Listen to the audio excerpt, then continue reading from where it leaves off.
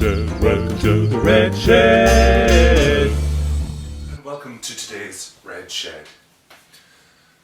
As usual, I've been pottering around in the garden and getting some canes up to support my new peas and French beans. The canes are up, everything's looking good, but the peas are taking their time and clinging on and getting going up them just now. It'll probably take them a while to get used to their supports being there. My seed growing continues, going very well actually, and in hopefully the picture you can see just now, some cucumbers have started to come up really healthily, and a new pea variety that my brother likes is coming up well too. But I'm starting to run out of places to plant out all of my seedlings, so I better not plant anything else just now. It being locked down, I was starting to get a bit fuzzy-wuzzy around the old lugs, and after watching a couple of YouTube videos, I decided to give it a go to cut my own hair. I know that sounds very unwise, but I can't see it being any time soon that I'm able to get to a barber and to feel comfortable with that, so it needed to be done. The sides look fine.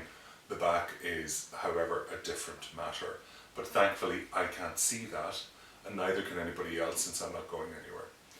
So that is the story with that. So we come to today's poem and today's poet. This is an Irish poet that I was going to be talking about in the next couple of weeks anyway, and very sadly she passed away yesterday. Her name is Eavan Boland, and she's a very well-known Irish poet.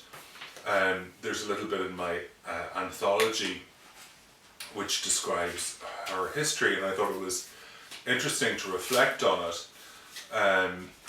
So she was born in 1944, so she died aged 75. She hadn't quite turned 76.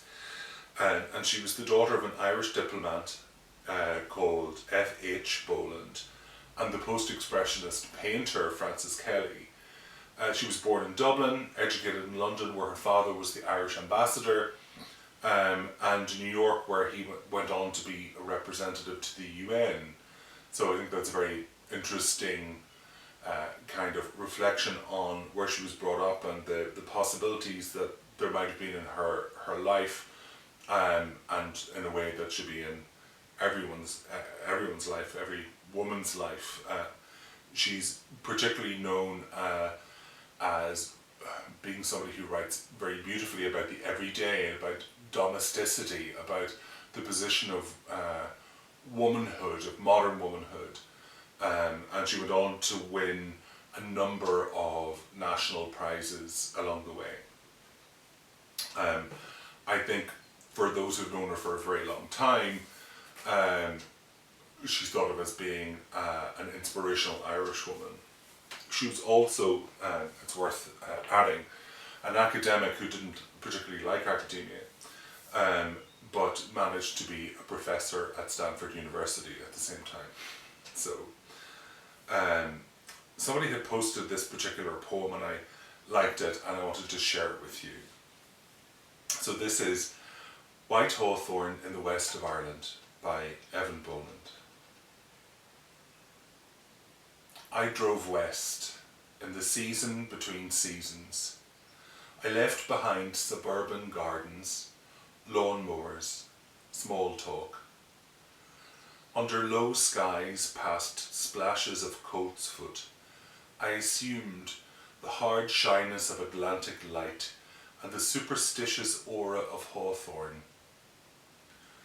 All I wanted then was to fill my arms with sharp flowers, to seem, from a distance, to be part of that ivory downhill rush. But I knew, I had always known, the custom was not to touch hawthorn, not to bring it indoors for the sake of the luck.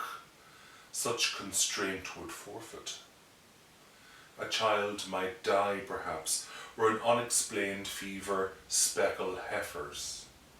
So I left it stirring on those hills, with a fluency only water has. And, like water, able to redefine land, and free to seem to be for anglers and for travellers astray in the unmarked lights of a May dusk, the only language spoken in these parts. So that is White Hawthorn in the West of Ireland by Eavan Boland. A beautiful writer, really able to evoke the image of the hawthorn, of what it evokes, meaning and semantics, the things that we attach to materiality. So, well, may God rest her soul, and thank you for joining me in today's Red Shed. I hope you'll join me again for the next poem, the next reading, or the next bit of music. One final thing to say: we had a lovely response to the song I posted yesterday, which is called Neil Shean Law.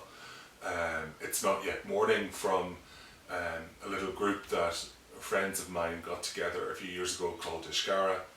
We haven't done very much with it since, and listening back to the music prompts me to think maybe there should be something more in that, or there should be more music in our future again. So who knows where our pathways are going to lead, and I hope your pathway is leading somewhere that's safe, and we can look forward to meeting again at some time soon.